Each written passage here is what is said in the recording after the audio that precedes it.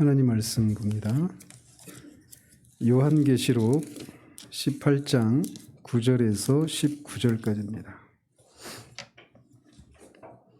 요한계시록 18장 9절에서 19절까지 좀 길긴 한데 같이 읽겠습니다. 그와 함께 음행하고 사치하던 땅의 왕들이 그가 불타는 연기를 보고 위하여 울고 가슴을 치며 그의 고통을 무서워하여 멀리 서서 이르되 화 있도다 화 있도다 큰 성 견고한 성 바벨론이여 한 시간에 내 심판이 이르렀다 하리로다. 땅의 상인들이 그를 위하여 울고 애통하는 것은 다시 그들의 상품을 사는 자가 없음이라. 그 상품은 금과 은과 보석과 진주와 세마포와 자주 옷감과 비단과 붉은 옷감이요 각종 향목과 각종 상아 그릇이요 값진 나무와 구리와 철과 대리석으로 만든 각종 그릇이요 계피와 향료와 향과 향유와 유향과 포도주와 감람류와 고운 밀가루와 밀이요 소와 양과 말과 수레와 종들과 사람의 영혼들이라. 바벨론아, 내 영혼이 탐하던 과일이 내게서 떠났으며 맛있는 것들과 빛난 것들이 다 없어졌으니 사람들이 결코 이것들을 다시 보지 못하리로다. 바벨론으로 말미암아 치부한 이 상품의 상인들이 그의 고통을 무서워하여 멀리 서서 울고 애통하여 이르되 화 있도다 화 있도다 큰 성이여 세마포 옷과 자주 옷과 붉은 옷을 입고 금과 보석과 진주로 꾸민 것인데 그러한 부가 한 시간에 망하였도다. 모든 선장과 각처를 다니는 성객들과 선원들과 바다에서 일하는 자들이 멀리 서서 그가 불타는 연기를 보고 외쳐 이르되 이 큰 성과 같은 성이 어디 있느냐 하며 티끌을 자기 머리에 뿌리고 울며 애통하여 외쳐 이르되 화 있도다 화 있도다 이 큰 성이여 바다에서 배 부리는 모든 자들이 너의 보배로운 상품으로 치부하였더니 한 시간에 망하였도다. 아멘.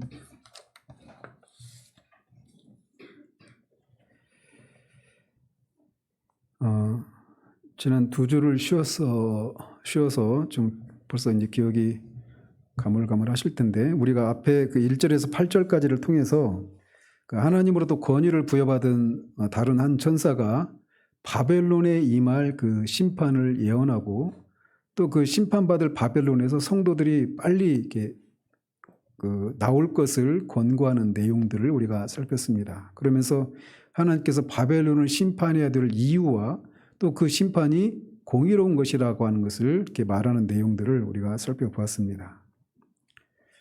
자, 오늘은 이 바벨론의 멸망에 대해서 슬퍼하는 노래를 부르는 세 부류의 사람들에 대해서 살펴보도록 합니다. 그래서 이 9절에서 19절까지가 되어 있는데 여기에 세 부류의 사람들이 애가를 부릅니다. 먼저는 땅의 왕들의 애가가 9절과 10절에 기록되어 있고 또 11절에서 17절 상반절까지는 땅의 상인들의 애가가 기록되어 있습니다. 그리고 17절 그 하반절부터 19절까지는 바다에서 일하는 자들의 애가, 이렇게 세 부류의 사람들의 애가가 기록되어 있어요. 근데 길이가 어느 그룹의 애가가 가장 깁니까? 땅의 임금들, 땅의 상인들, 바다에서 일하는 자들, 이 세 부류 중에 땅의 상인들이 부르는 애가가 가장 길어요. 그러니까 이게 핵심이겠죠, 결국은. 그래서 이 세 부류의 세 부류의 사람들이 부르는 애가가 있는데 이 내용이 대동소이합니다.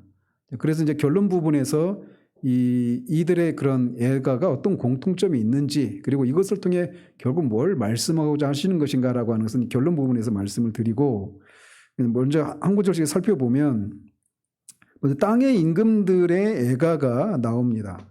9절 10절에 이렇게 되어 있어요. 그와 함께 음행하고 사치하던 땅의 왕들이 그가 불타는 연기를 보고 위하여 울고 가슴을 치며 그의 고통을 무서워하며 멀리 서서 이르되 화이또다 화이또다 큰 성 견고한 성 바벨론이여 한 시간에 내 심판이 이르렀다 하리로다.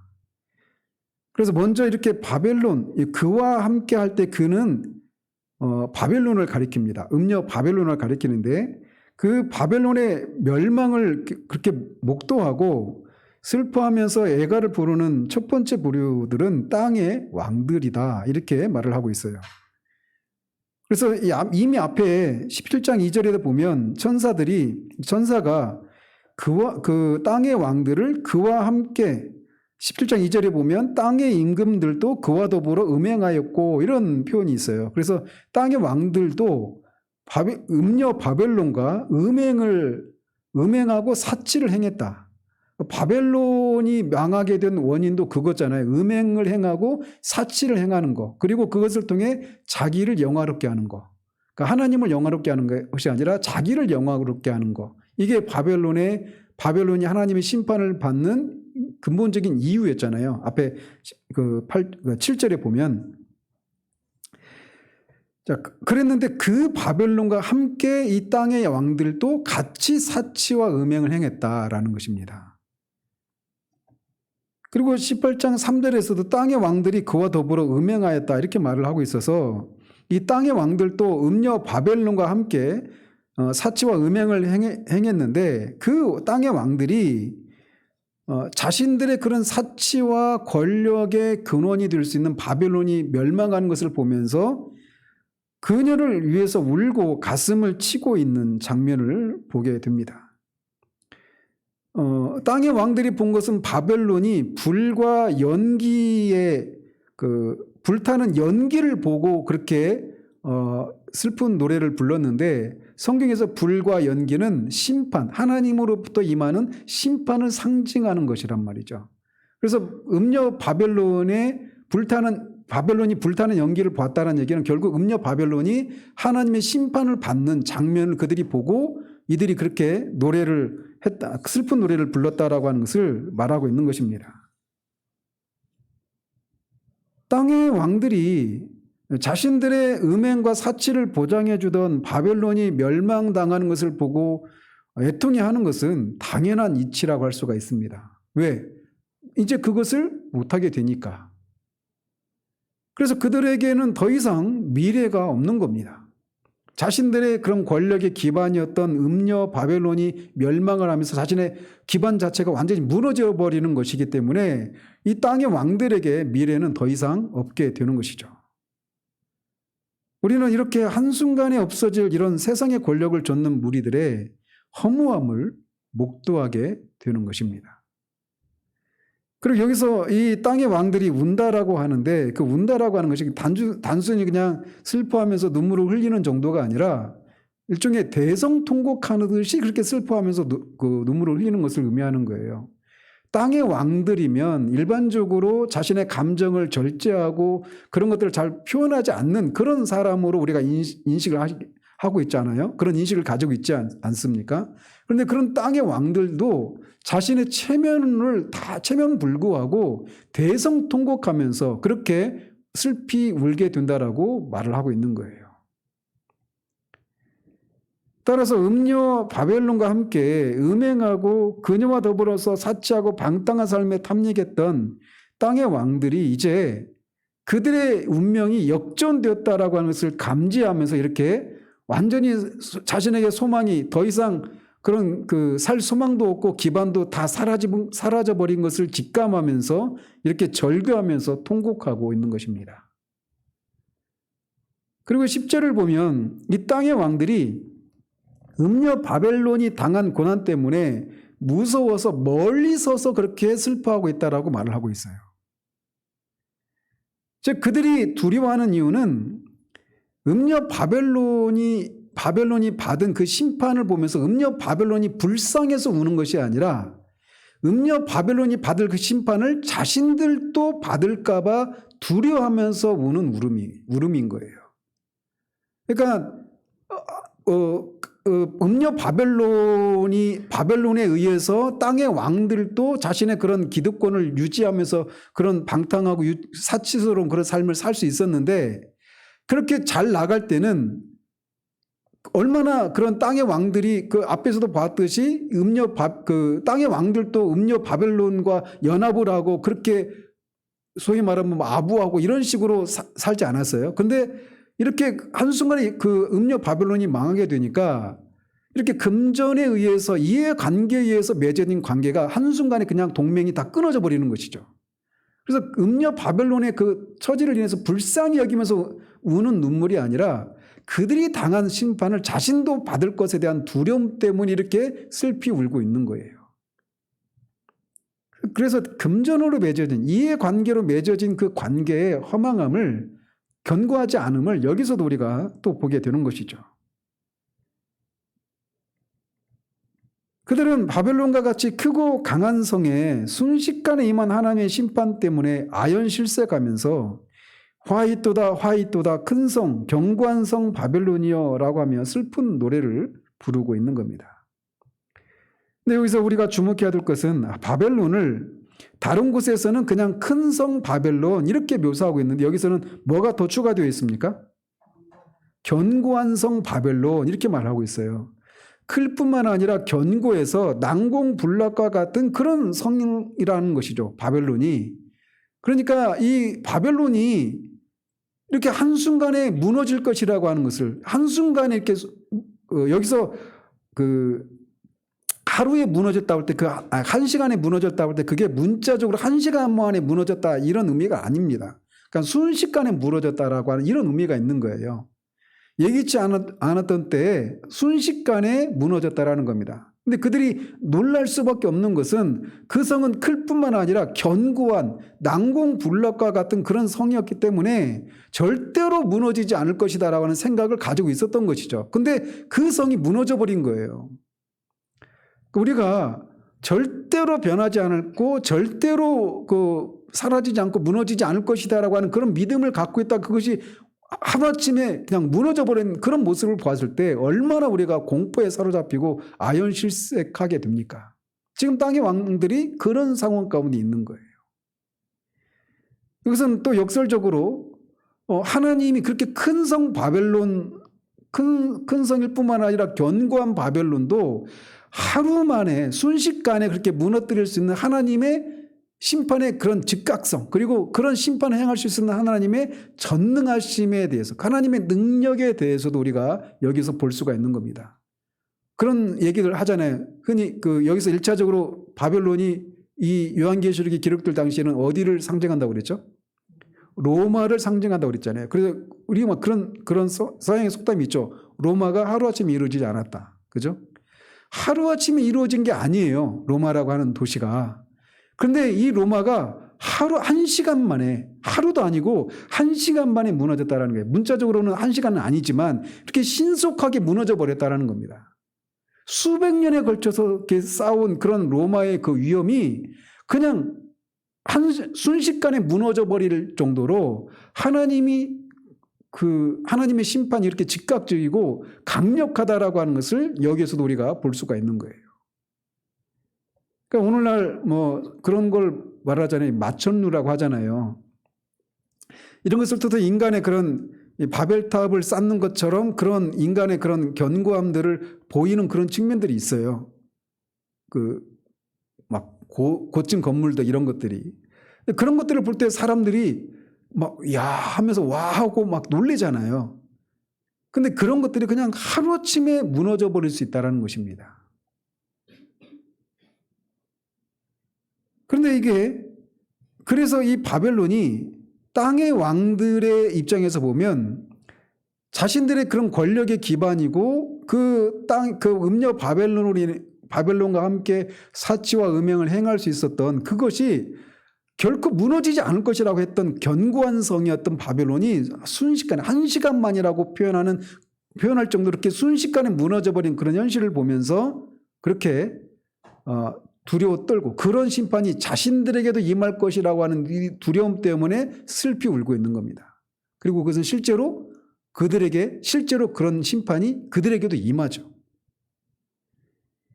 자, 그래서 이 땅의 왕들은 이렇게도 볼 수가 있는 거예요.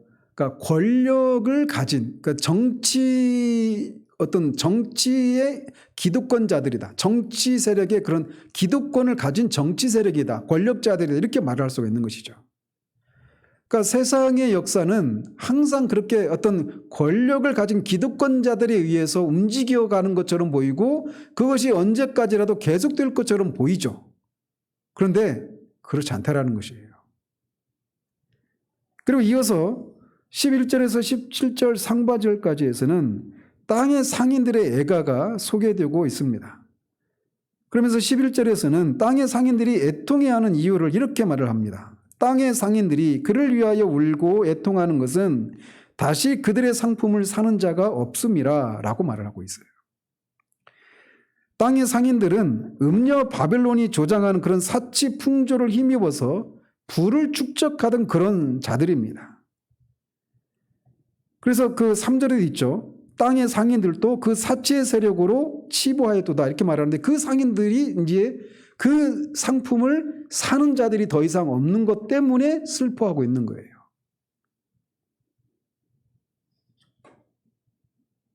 땅의 상인들은 바벨론에서 이루어졌던 그런 활발한 그런 교역으로 많은 이득을 얻었던 그런 자들입니다. 그러니까 땅의 왕들은 그 정치의 기득권 세력인데 정치와 관련된 자들이라면 권력과 관련된 자들이라면 땅의 왕들은 경제와 관련된 기득권자들이에요. 오늘날은 어쩌면은 이런 이미 노무현 대통령 때 그런 얘기했잖아요. 권력이 시장으로 넘어갔다 이런 얘기를 했잖아요. 이미. 그러니까 이미 그런 우리나라도 권력이 어느 나라도 마찬가지예요. 권력이 다 시장에 넘어갔습니다. 경제 세력을 경제력을 가진 자들이 더 큰 힘을 발휘하는 시대가 되었단 말이죠. 그래서 이 땅의 상인들은 바로 그런 사람들을 대변하는 사람들이에요. 그래서 그런데 그 땅의 상인들도 바벨론에 의해서 조장된 그런 사치 풍조와 그런 향락 이런 것을 인해서 그런 것들을 누릴 수 있도록 하는 그런 상품을 공급하는 것을 통해서 이득을 얻었는데 이제 바벨론이 무너지게 되니까 더 이상 그 물건을 사줄 사람이 없게 되어버린 것입니다. 그래서 결국은 치부하는 일들이 이제 그 부를 축적하는 일들이 완전히 멈추게 된 거예요. 그러면서 12절과 13절에서는 그들이 거래했던 상품 내역을 열거하고 있습니다. 그 상품 내역이 모두 29개인데 1차적으로는 당시 이제 이 바벨론이 로마를 가리킨다고 그랬잖아요. 그래서 1차적으로는 로마는 로마 제국의 수도에 있으니까 제국 내에 있는 뭐 아시아와 아프리카와 유럽과 이런 그 이집트에 있는 그런 곡물과 그런 모든 것들이 다 로마로 직결되었단 말이에요. 그러니까 이 제국의 수도니까 로마에 얼마나 많은 그런 상품들이 들어왔겠습니까? 근데 그런 것들을 이렇게 29개로 열거하고 있는데 물론 그것만 있는 건 아니죠. 근데 이 29개 항목이 1차적으로는 당시에는 로마에 이렇게 물려들었던 그런 거래되었던 그런 상품 목록들이다 이렇게 말할 수도 있지만 궁극적으로는 이 바벨론이 상징하는 것처럼 바벨론은 어떤 걸 상징한다고 그랬죠? 그러니까 하나님의 백성 공동체를 핍박하는 그런 공동체예요. 그리고 우상 숭배. 그러니까 왜 로마를 바벨론이라고 비유를 했냐면 이 고대 바벨론이 이스라엘의 성전을 파괴하고 그들을 포로로 잡아갔잖아요. 그리고 그들에게 우상 숭배를 강요했잖아요. 그리고 그 바벨론은 물가에 있어서 많은 부를 축적했던 그런 나라였잖아요. 그런 나라였던 것처럼 로마도 똑같이 성전을 파괴했죠. 성전 파괴하고 이들을 대적하는 교회를 대적하는 그런 일을 했단 말이에요. 그러니까 우상 숭배를 강요하고 교회를 대적하는 그러면서 또 그런 세상의 주도적인 그런 로마가 당시에는 이 주도적인 도시로서 세상의 그런 풍조를 조장하는 선도하는 그런 입장이 있는 도시였단 말이에요. 그런 것처럼 이 로마 시대에는 로마가 그랬지만 나중에 흘러가면서는 계속 종말에 가까우면 가까울수록 그런 도시들이 있죠. 오늘날에 뭐 뉴욕이나 이런 도시들이 그런 도시들에 해당되겠죠. 어쨌든 바벨론은 그런 것을 상징하는 거예요. 사치와 음행과 그런 세상의 그런 그 하나님의 법에 어긋나는 그런 어떤 문란하고 비도덕적이고 비윤리적인 그런 세상 풍조를 선도하는 그런 도시. 그러면서 또 동시에 하나님의 백성 공동체인 교회를 핍박하는 그런 도시. 이게 바벨론이 상징하는 거란 말이에요. 그리고 1차적으로는 로마고 그게 이 당시에는. 근데 어쨌든 거기에서 그 수많은 그런 이 제국 내의 물자들이 다 그 도시로 그렇게 모여들었단 말이죠. 그런데 우리 여기서 이제 그 29개의 항목들을 우리가 세세하게 살펴볼 필요까지는 없을 것 같은데 여기서 주목해야 될 항목이 맨 마지막에 있는 거예요. 종들과 사람들의 영혼들입니다. 근데 여기 보면 원문에 보면 이게 몸들과 사람들의 영혼들 이렇게 되어 있어요. 근데 그 몸을 여기서 우리말 성경은 종들 이렇게 번역을 했죠. 그러니까 노예란 말이에요. 노예. 의역을 한 거예요. 원문과는 좀 다르게 의역을 한 거예요. 그 이유가 뭐냐면 당시 실제 노예들이 매매가 됐잖아요. 노예들은 영혼이 없는 그런 물건과 같은 그런 존재로 여겨졌어요. 그래서 이 몸과 사람의 영혼 이렇게 말을 해서 그 몸을 우리말 성경에서는 종들, 노예들 이렇게 의역을 했던 거예요. 자, 그렇다면 사람들의 영혼은 몸이 노예로 이렇게 의역을 할 수 있다면 사람들의 영혼은 어떤 사람들을 가리킬까요? 노예에 반대되는 개념에 해당되는 사람들이겠죠. 이들은 누굴까요? 노예가 아니면 자유인들이겠죠. 그죠? 자유인들, 일반인들 이런 거예요. 근데 이런 그러니까 사람들을 사고 파는 겁니다. 노예들을 사고 팔 뿐만 아니라 일반 그런 이 자유인들마저도 사고 파는 그런 것을 보는 거예요. 그러니까 이런 것이 오늘날의 용어를 이렇게 환원해서 보자면 지금도 사실은 이제 칼 마르크스의 그런 자본론도 바로 그런 것에서 연유해서 나온 거잖아요. 당시 그런 이 자본주의가 팽배해 가면서 어린 아이들까지 그런 그런 강제 노동의 용어가 갑자기 생각이 안 나는데 어쨌든 막 몇 시간씩 어린 아이들도 몇 시간씩 일을 하고 그런 아주 조그만 그런 월급만 겨우 먹고 살 만큼의 월급만 주면서 열악한 환경에서 그렇게 막 착취하고 막 그랬잖아요. 노동 착취하고 그랬잖아요. 이 용어가 생각이 안 났네. 아무튼 그랬던 거죠. 그런 것을 타개하고자 해서 나온 거예요. 출발은 칼 마르크스도. 그러니까 원래는 출발 자체가 인간다운 그런 삶을 살 수 있도록 하는 그것을 보장하기 위해서 이거를 학문적으로 지지하기 위해서 나온 거란 말이에요. 자본론이 시작은. 근데 이제 결국은 그 인간의 본질에 대한 그런 통찰이 없는 것 때문에 결국 실패하고 말았죠. 역사 속에서. 근데 어쨌든 그랬던 것처럼 지금도 마찬가지예요. 지금도 사람을 우리가 살고 있는 이 시대에 자본주의가 팽배한 이런 속에서 사람을 그냥 어떤 노예와 같이 그런 사람을 노예와 같이 취급하는 그런 일들이 있잖아요. 그래서 실제적으로 똑같은 일을 하면서도 임금이 적고 많아요. 기관제 교사 하시는 분도 계시지만 기관제 교사와 정교사가 하는 일은 별반 차이가 없어요. 그런데 여러 가지 처우나 이런 것들이 다르죠. 정규직과 비정규직이라고 하는 것을 그냥 우리는 너무 자연스럽게 받아들이잖아요. 근데 이런 게 원래 있었던 게 아니란 말이에요. 그러니까 이런 자본주의 사회 속에서 이런 사람들의 가치를 마치 돈으로 사고 팔듯이 그냥 어떤 그 사회 시스템을 유지하기 위한 어떤 도구와 같이 여기는 그런 것들로 이런 현상들이 나타나는 거예요. 그리고 그런 현상들을 통해서 이 땅의 왕들뿐만 아니라 땅의 상인들도 다 그렇게 치부를 했던 겁니다. 그러니까 이런 일들이 옛날에만 벌어졌던 일이 아니라 지금도 벌어지고 있는 일이다라고 하는 것을 우리가 볼 수 있는 거예요. 그리고 그들이 결국은 그 근원이었던 그 음녀 바벨론이 무너지는 것을 통해서 이 땅의 왕들도 더 이상 치부할 수 없게 되는 날이 곧 올 것이다 라고 하는 것을 말해주고 있는 거예요. 그리고 14절에서는 상인들이 더 이상 그 값지고 사치스러운 물건을 소유하지 못하게 된 것에 대해서 애통해 합니다. 바벨론아, 내 영혼이 탐하던 과일이 내게서 떠났으며 맛있는 것들과 빛난 것들이 다 없어졌으니 사람들이 결코 이것들을 다시 보지 못하리로다. 이 상인들이 애통해하는 이유는 첫 번째로는 음녀 바벨론이 탐하던 과일들이 사라졌기 때문이다 라고 말합니다. 여기서 과일은 그냥 문자적으로 과일을 가리키는 것을 말하는 것이 아니라 어떤 좋은 물건을 은유적으로 표현하는 거예요.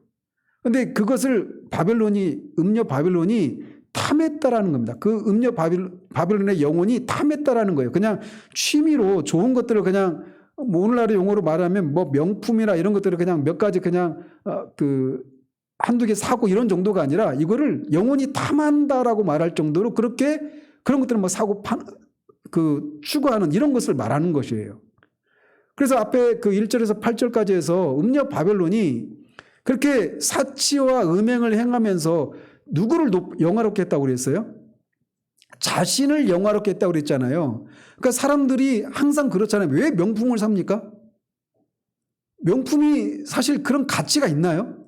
객관적인 거기 들어간 그런 어떤 가치들, 그 명품을 사는 사람들이 저에게 들으면 무식한 놈이라고 말할지 모르겠지만 그게 정말 그렇게 막 몇 천만 원, 몇 억도 있다고 그래요. 우리 같은 사람은 그냥 어떤 사람이 뭐 커피 한 잔이 어떤 네가 마시는 커피 한 잔이 일반 서민의 하루 그 음식값이다, 밥값이다 이런 얘기를 듣고 막 크게 각성을 해가지고 어떤 책을 썼다고 얘기하는데 그 사람이 가방을 들고 있는데 몇 천만 원짜리 가방을 들고 있어요. 그 사진을 보면서 막 댓글을 다른 거예요. 네가 들고 있는 그 가방은 일반 서민들의 평생 그 밥값보다 더 비싼 것이다. 왜, 뭐 잠시 얘기로 했지만 왜 사람들이 그렇게 명품을 사려고 합니까? 그것을 통해 궁극적으로 그것 자체가 주는 그런 가치보다는 그런 값진 것을 살 수 있는 나는 그렇게 능력자다라고 하는 것을 말해주는 거잖아요. 저 사람은 정말 능력자다. 이거를 사람들로부터 그런 부러움을 사려고 하는 것 때문에 하는 거 아니겠어요? 그런 것을 보장해 주지 않는다면 그렇게 큰 값어치를 매길 필요가 없겠죠. 그런 것처럼 음녀 바벨론이 그렇게 이런 좋은 것들을 추구했던 것의 궁극적인 목적은 그것을 통해서 자기를 영화롭게 하려고 하는 그런 것 때문이었다라는 것이죠. 그래서 그것 때문에 심판을 받는 거예요. 하나님을 영화롭게 해야 되는데 말이죠. 근데 그것이 이제 사라졌기 때문이다. 그래서 그 사실을 인해서 상인들이 슬퍼하는 겁니다. 그리고 맛있는 것들과 빛난 것들도 같은 것이죠. 그래서 결국은 온갖 진미와 화려한 의복들 이렇게 말을 할 수 있는 겁니다. 그래서 막 진미 이런 거 아주 막 그 맛난 음식들 이런 것도 우리가 알고 있는 그런 음식 수준이 아닌 것들도 막 있나 봐요. 그런 세계가 있다고 하더라고요. 근데 그런 것들을 더 이상 이제 할 수가 없게 된 것을 인해서 애통해하고 있는 것입니다. 근데 보십시오. 근데 어때요? 지금 사람들이 다 이걸 찾고 있잖아요. 이걸 추구하고 이것을 내가 누리지 못하면 나는 루저고 실패한 사람이고 이런 생각들을 갖고 있잖아요. 그리고 어떻게 하든지 이런 것을 살 수 있는, 이런 것을 누릴 수 있는 사람이 되려고 눈에 불을 켜고 공부하고 좋은 직업을 가지려고 몸부림을 치는 거예요. 근데 이 결국을 보라는 겁니다. 결국을. 더 이상 이런 화려한 것들을 볼 수 없고 더 이상 그런 것을 치부할 수 없게 되었기 때문에 땅의 상인들이 애통해하는 것입니다. 음녀 바벨론이 그렇게도 애착을 가졌던 것들이 더 이상 볼 수 없고 만들 수도 없게 된 것을 인해서 땅의 상인들이 슬퍼하고 있는 거예요. 그러면서 이렇게 14절은 값지고 귀한 물품들을 더 이상 소유하지 못하게 된 상인들에 대한 그런 애통이 소개되고 있다라면 15절에서 17절 상반절까지에서는 바벨론의 멸망에 대해서 애통해 하는 근원적인 내용을 소개하고 있습니다. 먼저 15절에서는 바벨론의 멸망을 바라보는 상인들의 모습을 이렇게 묘사합니다. 바벨론으로 말미암아 치부한 이 상품의 상인들이 그의 고통을 무서워하여 멀리 서서 울고 애통하여. 땅의 임금들도, 땅의 왕들도 똑같이 멀리 서서 애통했잖아요. 그죠? 그런데 이들도, 땅의 상인들도 멀리 서서 애통해 합니다. 그래서 음녀 바벨론이 받는 그 심판을 인해서 그 음녀 바벨론 자신을 위해서 애통해 하는 것이 아니라 그들이 받게 될 심판, 음녀가 받을 그 심판을 자신들도 받을 것에 대한 공포 때문에 멀리 서서 떨어져서 두려워하면서 울고 있는 것입니다. 그리고도 16절, 17절 상반절까지 보면 상인들이 애통해 하면서 말하는 내용이 이렇게 나옵니다. 이르되 화 있도다 큰 성이여 세마포 옷과 자주 옷과 붉은 옷을 입고 금과 보석과 진주로 꾸민 것인데 그러한 부가 한 시간에 망하였도다. 그래서 이 16절은 음녀 바벨론의 멸망에 대해서 땅의 상인들의 반응이 묘사되고 있는데 땅의 왕들의 반응과 다르지 않죠. 그죠? 그런데 땅의 왕들이 음녀 바벨론에 대해서는 앞에서는 큰 성, 견고한 성 이렇게 말을 했는데 땅의 상인들은 그냥 큰 성이라고 말을 하고 있어요. 견고한 성은 어떤 권력과 관련된 그런 것이기 때문에 땅의 왕들이 바벨론을 견고한 성이라고 하는 것을 붙여서 말을 하고 있어요. 이에 비해서 땅의 상인들의 입장에서도 바벨론은 자신들의 부를 축적하는 그런 수단이었기 때문에 그저 큰 성, 큰 어떤 도시라고만 인식을 하고 그렇게 부르고 있는 것입니다. 말하자면 땅의 상인들은 도시 바벨론의 멸망으로 인해서 자신들의 경제적인 이윤이 더 이상 확대될 길이 사라져버린 것 때문에 그것에 초점을 두고 슬퍼하고 있는 거예요. 그렇게 말할 수 있는 것은 세마포 옷과 자주 옷과 붉은 옷을 입고 금과 보석과 진주로 꾸민 것인데 라고 하는 말을 통해서 우리가 유추할 수가 있는 것입니다. 그런 부가 한 시간에 다 망했다라는 것입니다.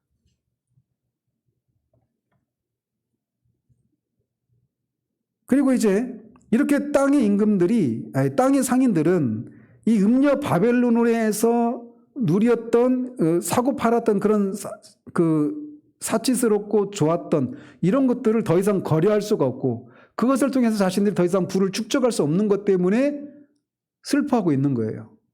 이어서 17절 하반절부터 19절에서는 선장과 성객들 그리고 선원들과 같은 바다에서 일하는 자들의 애가가 울려 퍼지고 있습니다. 같이 한번 읽어보죠. 모든 선장과 각처를 다니는 성객들과 선원들과 바다에서 일하는 자들이 멀리 서서 그가 불타는 연기를 보고 위쳐 이르되 이 큰 성과 같은 성이 어디 있느냐 하며 티끌을 자기 머리에 뿌리고 울며 애통하여 외쳐 이르되 화 있도다 이 큰 성이여 바다에서 배 부리는 모든 자들이 너의 보배로운 상품으로 치부하였더니 한 시간에 망하였도다. 자, 그래서 여기서 등장하는 사람들은 땅의 상인들이 이렇게 바벨론과 거래할 상품들을 거래하기 위해서는 뭘 통해서 그 상품들을 실어 날았다라는 거예요. 배를 이용해서 그 상품들을 실어 날랐단 말이죠.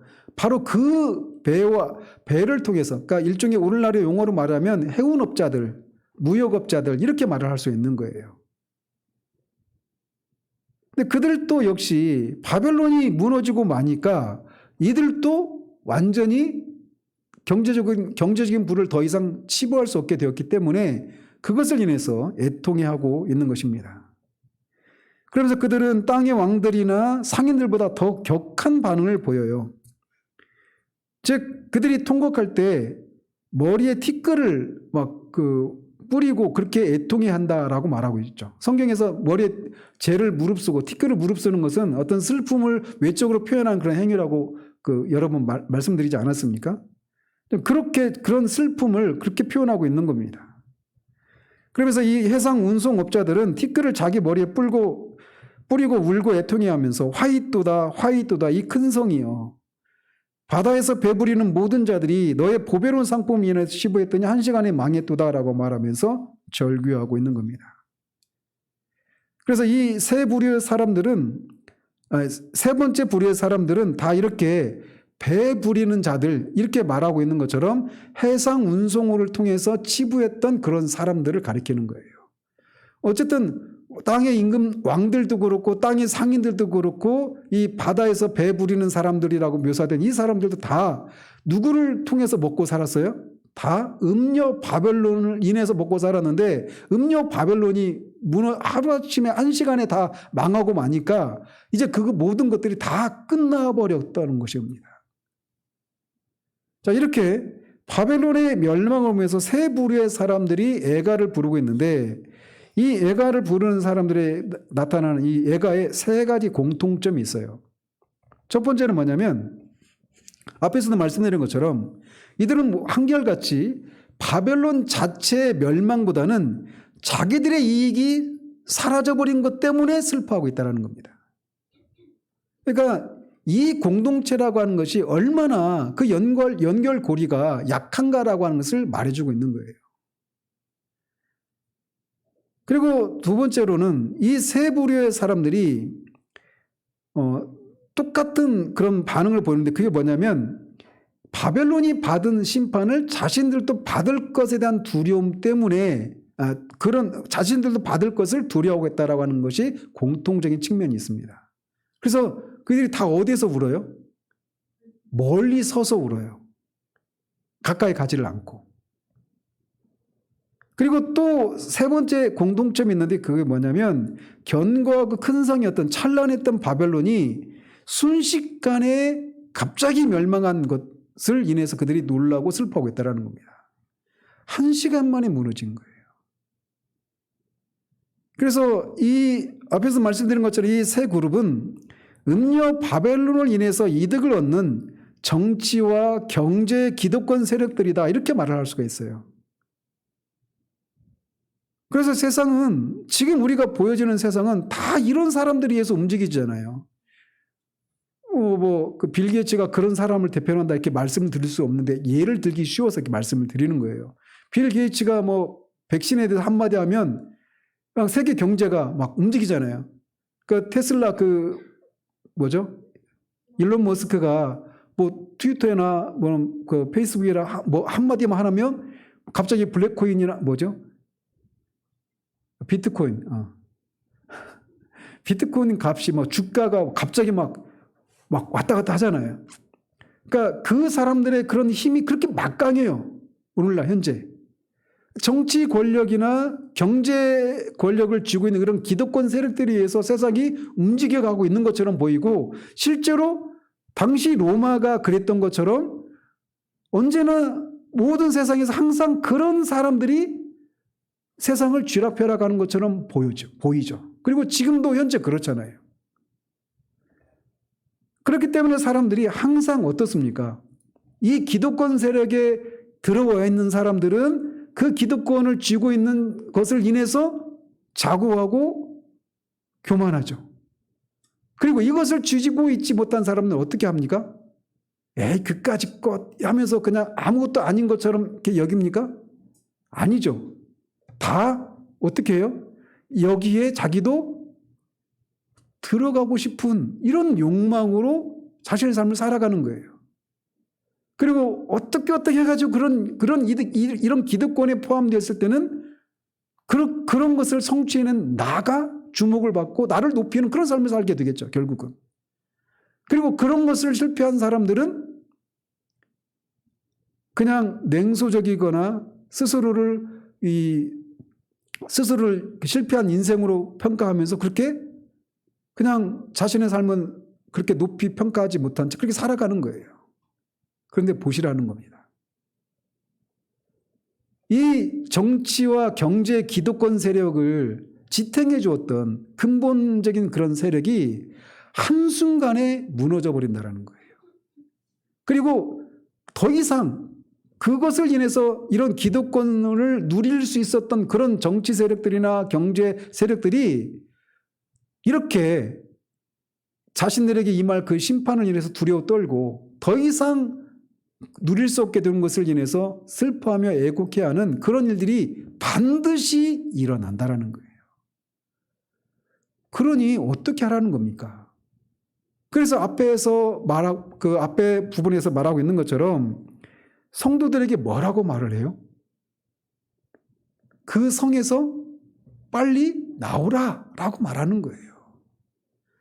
그래서 우리로 하여금 그 음녀 바벨론으로 상징되는 그런 세상의 문화를 주도하는 이런 세상 풍조를 주도하는 그런 것에 우리가 합류하지 않으면 뭔가 실패한 인생 같고 또 그들이 가진 그런 경제력과 정치력으로 권력으로 우리가 하나님을 믿는 것들을 하나님의 계명을 지키고 예수 그리스도의 그 도를 따르는 그런 삶에서 그런 삶을 살지 못하도록 하나님을 섬기는 삶을 살지 못하도록 그렇게 회유와 어떤 그 폭력적인 방식으로 또는 회유의 방식으로 우리를 그렇게 유혹할 때 거기에 넘어가지 말라는 거예요.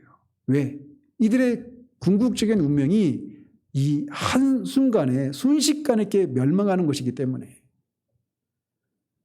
그래서 그 바벨론에서 벗어나라고 말을 하고 있는 거예요. 그리고 요한 1서에서 말하고 있는 것처럼 세상을 사랑하지 말라고 말하고 있는 거예요. 왜? 세상은 반드시 망하니까. 그렇기 때문에 우리가 이 세상을 떠나서 할 수 없고 세상 안에서 우리가 살아가고 있잖아요. 그리고 그 세상의 풍조에서 우리가 세상 돌아가는 얘기를 전혀 모른 채 살아갈 수가 없어요. 끊임없이 보여지고 들려지고 보인단 말이에요. 우리 주변에서 끊임없이. 그리고 마치 하나님을 믿는 것이 이런 기득권 세력에 들어가는 것이 신앙의 목적인 것처럼 가르쳐지는 것들이 넘쳐나고 있는 시대예요. 그리고 그런 것을 성취한 사람들이 믿음이 좋은 사람이고 하나님으로부터 복을 받은 사람이라고 하는 생각들을 은연중에 우리가 가지고 있잖아요. 그리고 그렇지 못한 현실들에 대해서 우리가 의기소침해하고 그리고 신앙이 우리에게 큰 힘을 발휘하지 못하는 것처럼 보여지는 그런 날들을 우리가 살아간단 말이에요. 그런데 보시라는 겁니다. 큰 성 바벨론은 한시간에 망하고 맙니다. 그러나 또 다른 성이 있죠. 어떤 성이에요? 새 예루살렘. 새 예루살렘 성. 그 성은 견고하고 영원히 무너지지 않습니다. 우리가 어떤 성에서 살아야 될 것인가? 어떤 성의 삶을 살아야 될 것인가라고 하는 것을 여기서도 다시 한번 보여주고 있는 거예요. 겉으로 보여지는 모습은 지금까지 인류 역사는 마치 큰 성 바벨론이 영원히 지속될 것 같고 거기에서 누리게 되는 것을 통해서 그런 경제적이고 그런 정치적인 권력적인 그런 것을 그런 기득권을 누릴 수 있게 된다라고 하는 것을 우리에게 강요하고 그런 삶을 살도록 우리를 이런저런 방식으로 회유하거나 압박을 주고 있어요. 그런데 이 결말을 보시라는 겁니다. 그러므로 앞에서 이미 결론적으로 말씀드린 것처럼 큰 성 바벨론에서 우리는 나와야 됩니다. 물론 물리적인 의미에서 나와야 되는 게 아니죠. 그때 말씀드린 것처럼. 이 세상 풍조를 우리가 따라서 살지 않아야 하는 거예요. 근데 우리도 모르게 물들어 있어요. 물들어 있다고. 우리 아이들도 마찬가지고. 그리고 우리도 은연중에 우리 아이들에게 그런 것들을 강요하는 거예요. 은연중에. 그렇지 못하면 실패한 것처럼 말이죠. 그런데 참된 가치가 어디에 있는가라고 하는 것을 우리가 봐야 합니다. 큰 성 바벨론이냐, 새 예루살렘이냐. 세상은 결국 이런 운명을 맞이합니다. 이들의 이 슬픈 노래는 그냥 직감이지만 실제로 이루어집니다. 그래서 이들도 다 큰 성 바벨론이 망한 것처럼 이들도 다 망합니다. 그러나 새 예루살렘에 속한 자들은 영원히 삽니다. 그러니 그것을 조차 살아가야 하는 우리가 되어야 할 것이에요. 기도하겠습니다. 하나님 아버지, 큰 성 음녀 바벨론이 한시간에 순식간에 무너지는 이 장면을 복도한 세 부류의 정치적이고 경제적인 그런 기득권자들이 애통해하는 장면을 우리가 살펴보았습니다. 크고 견고한 성 바벨론을 통해서 그들이 권력을 또 경제적인 부가 가져다주는 그런 사치와 자신들이 하고 싶은 것들을 마음껏 할 수 있는 그런 것을 보장해주는 것을 인해서 치부하며 궁극적으로 자기를 영화롭게 하는 그런 삶을 살았지만, 그리고 그 음녀 바벨론이 영원히 지속될 것 같고, 그래서 자신들이 누리는 그것도 영원히 지속될 것 같았지만 한순간에 무너져버린 이것을 말씀을 통해 우리에게 계시해주고 있는 사실을 살펴보았습니다. 말씀을 통해서 우리가 이 세상의 근본적인 결말이 무엇인가를 우리가 들었은즉 끊임없이 우리로 하여금 이런 세상의 풍조를 우리에게 강요하고 거기에 맞춰 우리도 살아갈 것을 강요하는 이 현실들을, 그 현실들 앞에서 우리가 큰 성 바벨론을 조치며 살 것인지 새 예루살렘 성을 조치며 살 것인지 바른 분별을 하고 살아가는 우리들 될 수 있도록 도우시기를 원합니다. 예수 그리스도 이름으로 기도합니다. 아멘.